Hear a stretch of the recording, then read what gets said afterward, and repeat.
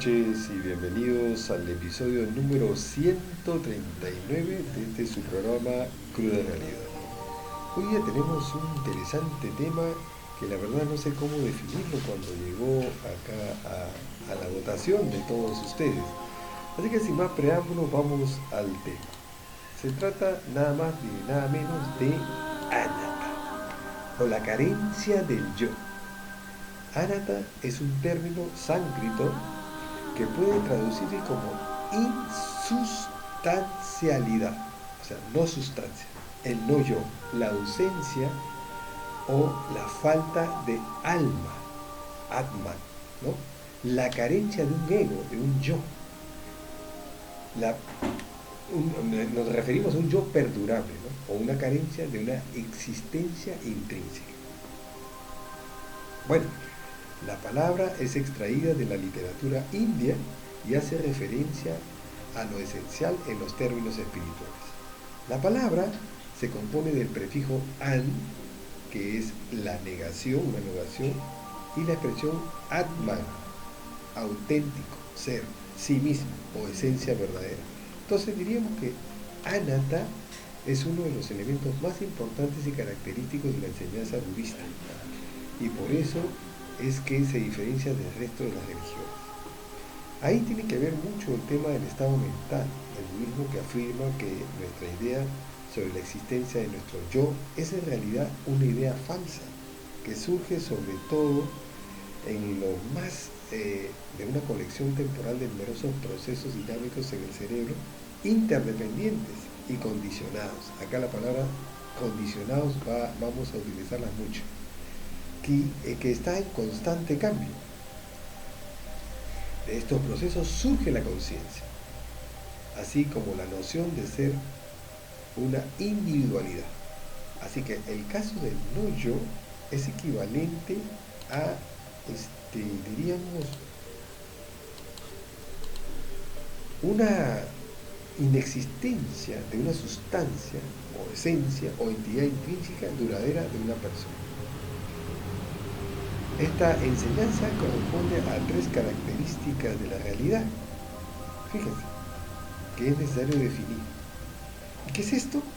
No son sino los fenómenos condicionados o todos aquellos fenómenos materiales o no materiales que para poder surgir o existir deben existir. Por ejemplo, el arco iris, ¿no?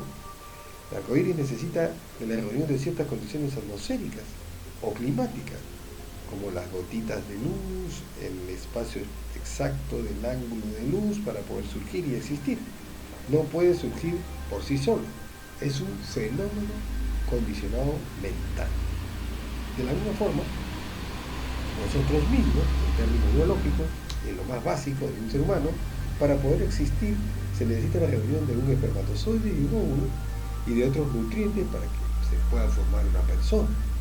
Entonces, de eso se trata. Estos fenómenos condicionados son todos aquellos que podemos percibir con los sentidos, es decir, las formas, objetos, texturas, olores, colores, sabores, sonidos, emociones, pensamientos, estados mentales y estados de conciencia. Todo lo que conocemos como el yo. Entonces, las tres características de la realidad deben ser expuestas en primera instancia para poder entender qué es el anatta o la ausencia del yo. La primera de ellas es la referida a la impermanencia, que se denomina anicca, que en lengua pali es anicca, se pronuncia anicca. ¿Y qué es lo que nos dice de la impermanencia? Que todo es un constante cambio. No podemos aceptar. Es un constante fluir. El universo es información que fluye y todo está siempre cambiando, surgiendo y cesando, naciendo y muriendo. Ejemplo, cuando nos miramos al espejo y vemos que hemos cambiado a través del tiempo. ¿Quién no se acuerda cuando era niño y que se contemplaba en el espejo? Y eso no solo en nuestro aspecto externo, sino también mental. ¿Qué pensábamos cuando éramos niños? ¿Qué ideas teníamos de algunas cosas que con el tiempo cambiaron? A eso se refiere Anicca. Y según esta filosofía, es más fácil comprender las cosas desagradables que surgen, que nos convocan sufrimiento, si lo vemos desde el punto de vista de que todas estas terminan en un momento. Comprender la impermanencia nos ayuda mucho a disminuir nuestra aversión, nuestro rechazo a lo desagradable. Es impermanente todo el universo. Y nuestros apegos, cuidado, nos pueden dar mucho sufrimiento. Pasamos entonces a la segunda característica, dukkha, segunda característica de la realidad traducida como la insatisfactoriedad, de estar insatisfecho, que dice que las cosas no pueden darnos satisfacción duradera o no pueden darnos placer para siempre, porque van a cambiar o van a terminar, por eso, siendo insatisfactorios. O sea, una condiciona a la otra, como las tres leyes de Isaac Newton de la robótica, ¿no? Una condiciona a la otra. Esta característica de la realidad genera la idea de pesimismo, ¿no? Donde si las cosas son insatisfactorias y todas perennes, ¿qué sentido tiene la vida entonces? Pero por contrario, nos ayuda a poder ver este placer que sentimos con la aparente sensación de control, la ilusión de control o la estabilidad de una situación, cuando no es así. Ahora vámonos al grano y vámonos de frente a cómo es lo que se trata esta tercera realidad de la insustancialidad del yo, de la no existencia del ego. Así que vamos, el término anatta o impersonalidad, que en lengua pali se dice anatta, o sin un ata, sin una entidad, sin existencia inherente y permanente. Es fácil que se desarrolle una disonancia cognitiva cuando dijimos, ¿cómo es esto? Que no soy yo, que no existe, genera una gran sensación de inseguridad, ¿no? Y es muy desafiante enfrentar este concepto.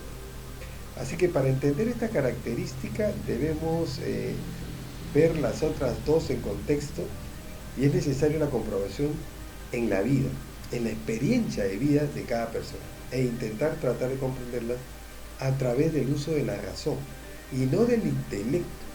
Aquí no nos sirve el intelecto, atención, no nos sirve si hemos estudiado 10 carreras o que somos magíster, doctores.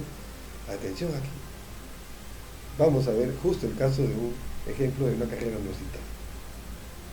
Así que para entender esa característica y las otras dos es necesario ponernos en el caso de, por ejemplo, una carrera universitaria en neurociencia.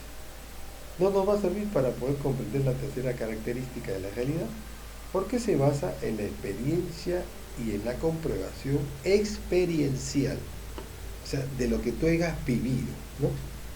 Así que la insustancialidad del yo habla acerca del yo. Así que primero vamos a ver cómo es que se siente esta sensación del yo. Creo que todos sabemos, ¿no? Eso que creo ser. Eso quien creo ser.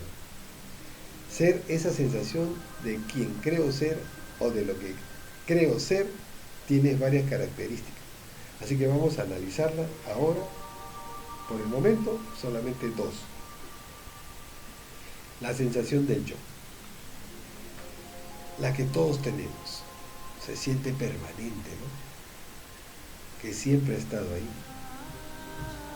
Conociendo, siendo testigo y protagonista de la experiencia permanente.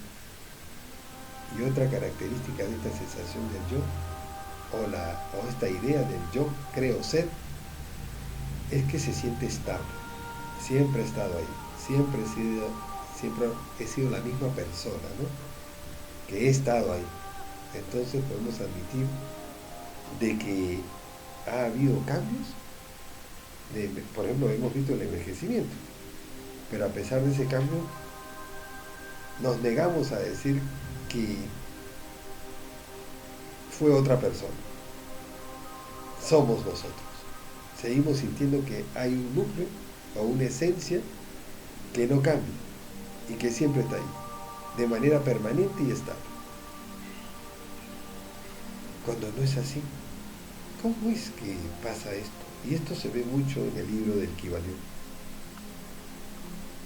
La diferencia entre estas dos primeras características, la impermanencia y la insatisfactoriedad, es que la primera es fácil de ver porque todo cambia, ¿no? O sea, todo se envejece, todo se muere, ¿no? Todo en el universo, las estrellas mueren, ¿no? Y no había mucho más explicación que eso, ¿no? De que nada, ¿no? Más dramática. No hay nada que se mantenga para siempre. Para la insatisfactoriedad, es un trabalengua para mí, resulta familiar cuando vemos cosas antiguas que ahora donamos y que en un momento en el pasado hicimos un gran esfuerzo para comprar y que ahora nos parece obsoleto, fuera de lugar y que qué tonto fuimos al comprarlo. Ahí nos estamos dando cuenta que existen estas dos características de la realidad. Pero sin embargo, cuando esto lo aplicamos a nosotros mismos, ahí no, nosotros no estamos en eso. No somos impermanentes, estamos satisfechos, no percibimos como permanentes, nos percibimos siempre estables. No, no, no percibimos que nuestra conciencia cambie. Esta autopercepción ya no debería llamar un poco la atención. Así que existe una alerta de la realidad que dice, ¿qué pasaría si lo que estamos percibiendo como el yo, es decir, mi ego, cuanto más egoísta, más difícil de comprender esto, es un tipo de distorsión, miren, de ilusión, de engaño que la realidad hace sobre cómo lo percibimos a nosotros mismos, de lo que realmente somos. Desintegrar el yo que sentimos como algo estable, inmutable, genera el hecho de que nos separamos de cómo funciona la realidad. Acá está el tema. Y eso es lo que dice el Kybalión. Tienes que abandonar todo lo que has estudiado para darte cuenta de lo que te han enseñado era otra dimensión y que la verdadera dimensión de la realidad es mental. Y esto se engarza perfectamente. Entonces, Anatta es una conexión con la realidad verdadera. Entonces, la pregunta es, ¿cómo funciona la realidad sin un yo? ¿Quién la controla? Esta concepción errónea, la que podemos modificar, ¿es la realidad? No. La realidad está en constante modificación. Es decir, poder controlar o manipular la realidad desde el ego no es posible. No es sino una demostración para conseguir y asegurarnos el placer de decir el apego. Estoy apegado a mí mismo, ¿no? Pero ese mí mismo no existe. Y para alejarnos de esa adversión, es decir, evitar y rechazar el dolor a lo desagradable, pónganse a pensar un momento. Sufrimos cuando el yo cree controlar la realidad y desarrolla el apego. Y de la misma manera la adversión, la ignorancia. Entonces, la pregunta sería, ¿de dónde viene la ignorancia? La ignorancia es la oscuridad mental que favorece que se cree esta figura del yo permanente. Y acá hay una parte de la filosofía hindú nos da el escrito en el discurso de las 4 verdades y la vamos a ver. Las 4 verdades son el sufrimiento, la insatisfacción existe, es obvio, ¿quién no ha sufrido por la muerte de un ser querido? ¿No? La segunda de las 4 verdades es que el sufrimiento, el origen del sufrimiento es el apego. Es algo que yo quiero, algo que toco. Si lo pierdo, sufro.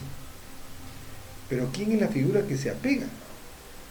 ¿El yo permanente, que está regido por el apego y la aversión? Después vemos esto. La tercera noble verdad dice que el sufrimiento puede cesar. Con el tiempo, sanamos. También Hay 8 pasos para tener la mente en paz y llegar a la verdadera realidad. Sin remordimiento, sin cargo de conciencia, sin culpas, y una mente que está en paz es una mente entrenada en ética o sila, así le llaman. Y entonces pasamos ahora al tema de cómo clarificamos nuestra mente. Para eso hay una especie de guía que le llaman el samadhi. La claridad mental llamada samadhi o el entrenamiento de meditación nos permite entrar a la real sabiduría o paña con doble N. Así que vamos al entrenamiento del paña. La mente está en paz y se estabiliza. Es donde se puede comprender la verdadera realidad. Fíjense este programa, ¿no? Al comprenderlo, salimos de la ignorancia y pasamos a la sabiduría. ¿Y cómo es esto? Aplicando esta cuarta noble verdad, que es la que nos ayuda a desmantelar esta figura fabricada del yo permanente. Bueno, y debo decirles que en mi vida algo a esto me ha en un momento parecido, y es donde he experienciado mayor felicidad. Vamos entonces. ¿Qué es este yo? Lo que creo ser. ¿Y qué tiene la característica de estable, permanente, fijo y se cree que puede controlar la realidad? Pues, y si le dijera que solo es un pensamiento, una idea, un movimiento mental similar a un recuerdo, así de insustancial es el yo permanente. Este concepto, esta idea, ¿por qué se siente tan sólida y tan real si es solo un pensamiento? Pues esto ocurre por el fenómeno de la repetición. En el cerebro, cada vez que repetimos recuerdos, que pueden ser de sufrimiento o de felicidad, estos se engrosan. Los axones, las dendritas de las neuronas se engrosan y puede pasar más cantidad de información y es más rápido recordar. Así que, si una idea cualquiera que tengamos la repetimos tanto, ¿qué pasa en el mundo real? La hacemos realidad. Y es así como el yo obtiene cierta sustancialidad. ¿Qué es esto? Oye, ingeniero, me va a decir que entonces todo radica en las neuronas, no tanto en las neuronas, en el circuito neuronal. La repetición constante de este pensamiento hace hiperactivo ese circuito neuronal que se convierte en el dominante de toda la red neuronal, de todo el cerebro. Por eso pensamos que somos yo. ¿Cómo es esto? Bueno, tenemos 80.000 pensamientos diarios, un aproximado. Y de estos 80.000, el 70% de ellos tratan acerca de yo, de mi cosa, mi celular, yo estuve a tal, y es por eso que este pensamiento adquiere tanta solidez, porque la repetimos mucho, las historias en torno a este yo. Entonces, la sensación del yo es la idea de control desde cuando hacemos la identificación, la apropiación, la autorreferencia y el control. No hay que explicar mucho para que nos demos cuenta que desde que somos muy pequeños llevamos fortaleciendo y solidificando esta idea todos los días. Es como un músculo que se mantiene constantemente en ejercicio, va a adquirir una fortaleza, ¿no? Así que este concepto, que es tan insustancial, pero realmente entonces la pregunta sería ¿quién soy yo? ¿No? Entonces la verdadera naturaleza es la energía universal. El equivalión es la información mental. Somos energía pensando que somos materia y viviendo experiencias personales, cuando en realidad somos parte del todo dentro de una mente universal. Somos una parte de esa mente universal que crea esta realidad y se contagia. las realidades y las conciencias de otros seres se suman desde una planta, de una bacteria, animales, nosotros, para hacer lo que nosotros conocemos como el mundo, como el universo. ¿Por qué ahora el telescopio James Webb apunta a lejanos lugares y no encuentra explicación? ¿Nos damos cuenta que hay galaxias más antiguas que el supuesto origen del universo, que se fue hace más de 13.500 millones de años? En realidad, somos 5 experiencias cambiantes, lo que se denomina en la filosofía hindú agregados materiales. El cuerpo es el material y hay 4 agregados mentales. Veamos. En primer lugar, el cuerpo. Creo que es la cosa que sí basta mirarse el espejo para darnos cuenta que sí cambia. Lo podemos comprobar. Y además lo mismo pasa con las cosas físicas. No hay nada permanente y a pesar de que creamos que tenemos un cuerpo muy sólido, en realidad estemos hechos de energía. Ahora nos vamos a la sensación. Ya sabemos que las sensaciones son todas las experiencias agradables, desagradables o neutras, como cuando estamos en automático, ¿no? Las neutras es cuando yo voy por la calle, no me fijo, pues estoy caminando, llego a mi sitio, ya está entrenado, entonces algo así es el yo. Tenemos un montón de estas durante el día. Cuando llegamos a un lugar y no nos gusta la gente que está ahí, hay una sensación desagradable y preferimos retirarnos de ahí. Después vemos algo que nos gusta, ¿no? Y preferimos estar más tiempo ahí, ¿no? Una sensación agradable y pasamos por la vida de forma automática, que es una sensación neutral. Pero también hay otro agregado, que le llaman así, de las experiencias cambiantes, que se llama la percepción. La percepción es el agregado de percepción y memoria, o agregado de cognición, mediante el cual conocemos algo, lo comparamos con lo que ya tenemos archivado en nuestra memoria y luego lo podemos dominar. Y de esta manera conocemos, por ejemplo, un arte abstracto. Cuando fuimos niños y fuimos a un museo, veíamos el arte abstracto y no lo entendíamos. Pero cuando ya fuimos más adultos a ver el mismo cuadro, le encontramos alguna razón del autor. Esta percepción cambia. Otra vez la impermanencia. Entonces, esta percepción es lo que ya vimos en un programa de Cruda Realidad, que es, ¿dónde están los archivos? La memoria está en el éter, los archivos acásicos, igual los akáshicos. Vamos a al cuarto agregado, que es la formación mental. Este agregado de las formaciones mentales también se le llama agregado de volición. Volición. ¿Por qué? Porque en las formaciones mentales está todo lo que precede a la acción. Antes de hacer algo, ¿no? Hay una causa. Y esa causa nos impulsa un sentimiento.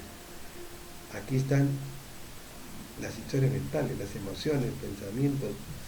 Todos ellos pueden generar acciones. Es lo que precede a la acción. Antes de moverlo, quiero ir al baño, pero primero tengo que sentir la sensación de ir al baño, ¿no? Quiero comer, entonces primero tengo que sentir el hambre, ¿no? Salvo que sea subomnívodo, ¿no? Eso es como un patrón, como un instinto. Y hay cosas que no nos enseñan, pero lo tenemos preinstalado. Y entramos entonces a la más importante, el agregado número 5. Es el agregado de la conciencia. Estar consciente de que estamos conociendo algo. Este está cambiando. Y se fijan y se lo componen y es parte del yo de una persona. Estos 5 agregados, todos son cambiantes, incluso el cuerpo. Están surgiendo y cesando, momento a momento. No hay nada permanente. En ellos no hay sustancia. Todos son condicionados. Todos son energías que mediante el poder de la mente se plasman en algo material. ¿Y entonces qué somos? Lo que verdaderamente somos es una experiencia cambiante dentro de un universo mental. La experiencia psicofísica unida al universo y vacía en lo personal. Diríamos que el universo es un gran cerebro y los pensamientos son las conciencias.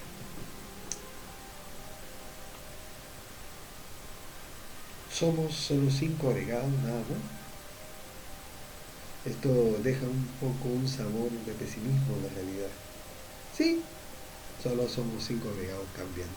Y a pesar de ser una experiencia psicofísica, tenemos el poder del libre albedrío. Y a pesar de ser insustanciales, impermanentes, tenemos la capacidad de amar, de ser altruistas, tener compasión. Y eso eleva la vibración energética.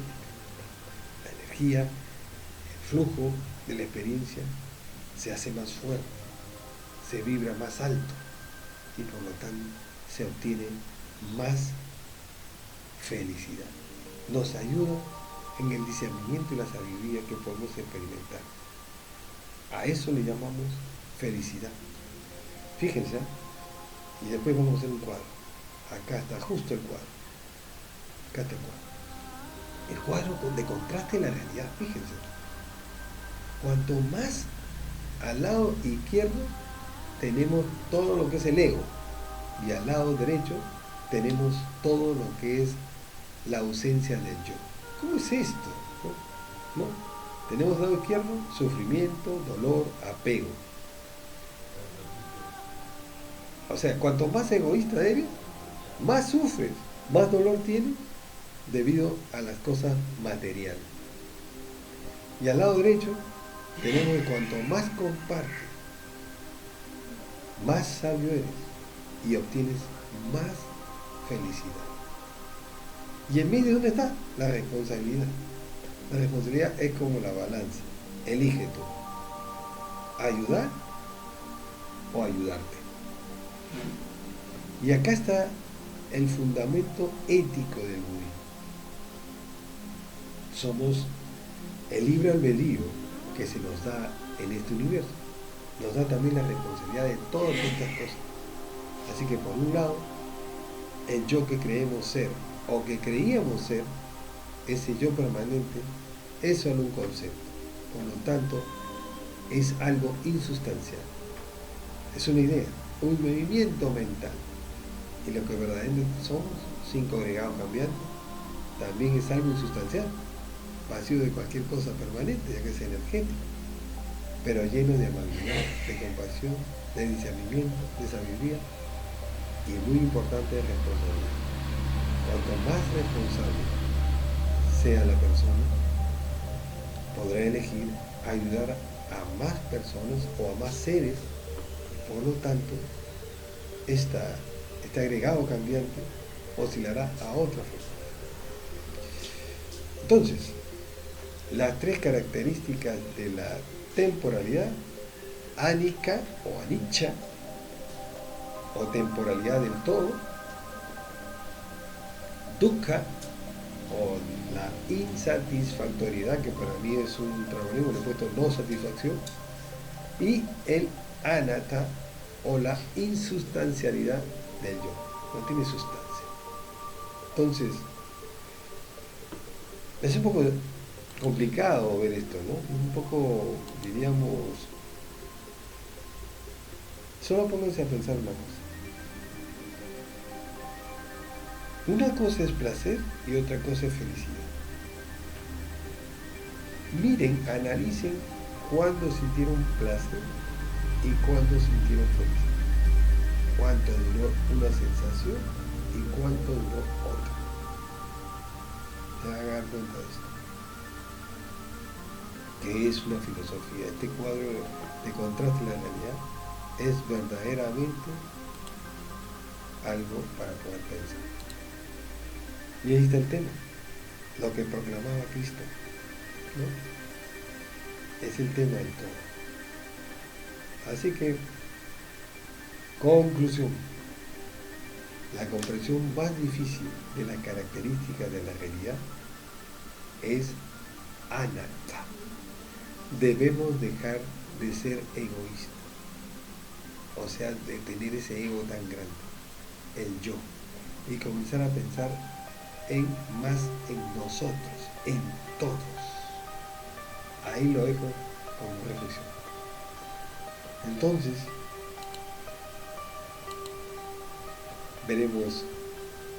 nos veremos la próxima semana. Muchas gracias.